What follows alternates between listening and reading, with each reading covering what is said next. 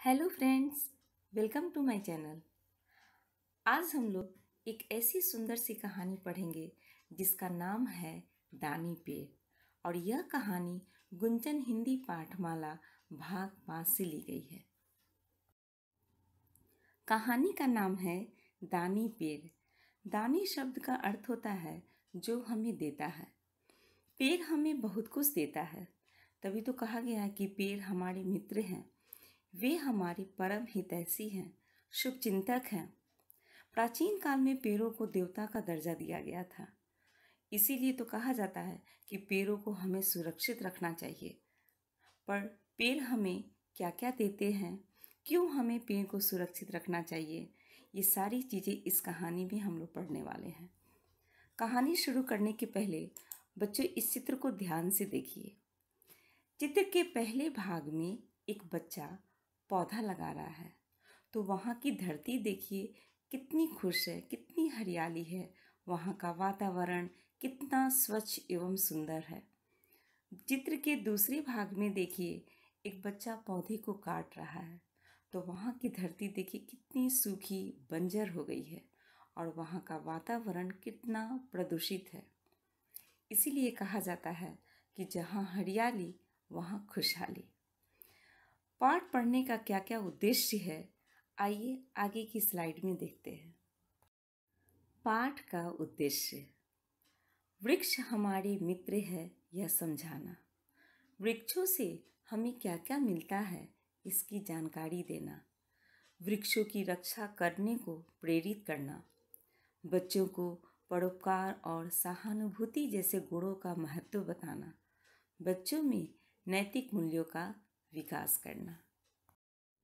पाठ परिचय। पेड़ हमें फल, फूल, छाया, घर, जीवनदायिनी वायु जैसी कई महत्वपूर्ण चीज़ें देते हैं और बदले में हमसे कुछ नहीं लेते। पेड़ों के महत्व को उजागर करती यह कहानी हमें दूसरों की सहायता करने की सीख देती है। आइए कहानी पढ़ते हैं। एक पेड़ था, वह एक छोटे लड़के को बहुत प्यार करता था। लड़का प्रतिदिन पेड़ के पास आता और उसके पत्ते इकट्ठे करता था। पेड़ पर बहुत सुंदर फूल लगते थे। लड़का फूल इकट्ठे करके उनकी माला बनाता था। वह पेड़ के तने पर चढ़ता और उसकी डाल पर झूला झूलता। वह पेड़ के फल खाता और उसके साथ लुका छिपी खेलता। जब थक जाता तो उसकी छाया में सो जाता।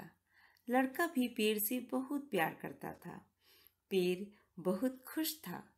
समय बीतता गया, लड़का बड़ा हो गया। अब पेड़ अपने आप को अकेला महसूस करने लगा। एक दिन जब लड़का पेड़ के पास आया तो पेड़ ने कहा, बेटा आओ, मेरे तने पर चढ़ो और मेरी डालों से झूलो, मेरे फल खाओ, मेरी छाया में खेलो और खुश रहो। लड़की ने कहा, अब मैं बड़ा हो गया हूँ, अब मेरी उम्र पेड़ पर चढ़ने और खेलने की नहीं रह गई है। मैं अब चीज़ें खरीदकर उनका आनंद उठाना चाहता हूँ। अब सब चीज़ों को खरीदने के लिए मुझे कुछ पैसे चाहिए। क्या तुम कुछ पैसे दे सकते हो? पेड़ ने कहा, पैसे तो मेरे पास है नहीं, मेरे पास केवल पत्ते और फल हैं। मेरे फल तोड़ लो और इन्हें शहर में बेच देना। इससे तुम्हें पैसे मिल जाएंगे और तुम अपनी मनचाही वस्तुएं खरीद पाओगे। लड़का पेड़ पर चढ़ा, उसने फल तोड़कर इकट्ठे किए। पेड़ बहुत खुश था। लड़का वे फल बाजार ले गया। फिर वह लड़का बहुत दिनों तक नहीं आया। पेड़ दुखी हुआ। एक दिन जब लड़का वापस आया तो पेड़ खुशी से हिलते हुए कहने लगा, आओ, मेरे तने पर चढ़ो, मेरी डालों से झूलो और खुश रहो। लड़के ने कहा, अब मुझे पेड़ों पर चढ़ने की फुर्सत नहीं है। मैं युवा हो चुका हूँ। मुझे एक घर की ज़रूरत है जिसमें मैं सुरक्षित रह सकूं। मुझे अब पत्नी और बच्चे चाहिए और उनके लिए घर चाहिए। क्या तुम मुझे एक घर दे सकते हो? मेरे पास घर तो नहीं है, पेड़ ने कहा, यह जंगल ही मेरा घर है, पर तुम चाहो तो मेरी शाखाएं काटकर उनसे घर बना लो, मुझे इससे प्रसन्नता होगी।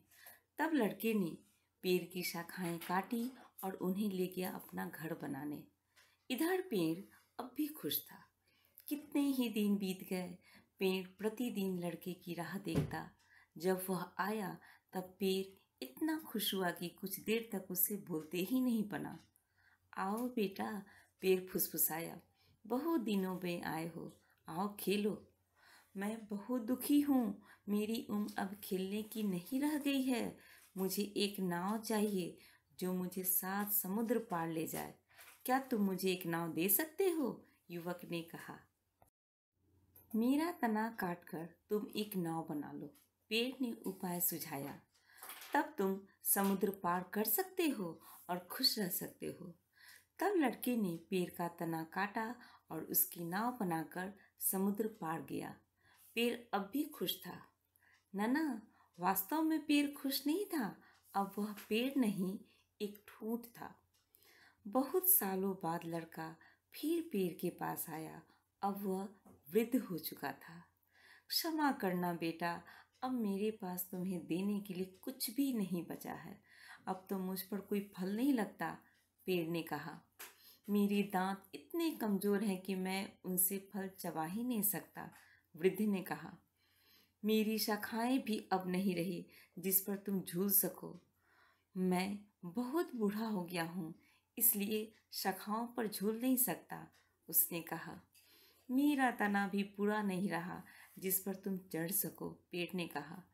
मैं बहुत थका हूँ, तने पर चढ़ने की ताकत मुझ में नहीं है, वृद्ध बोला। मैं तुम्हें कुछ देना चाहता हूँ, परंतु अब मेरे पास कुछ भी शेष नहीं। हाँ, बस एक कटा तना ही बचा है।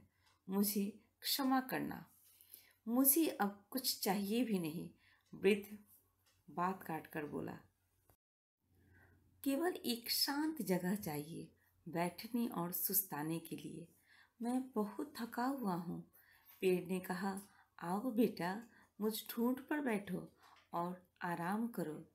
वृद्ध उस ठूंठ पर बैठ गया। पेड़ अब फिर प्रसन्न था।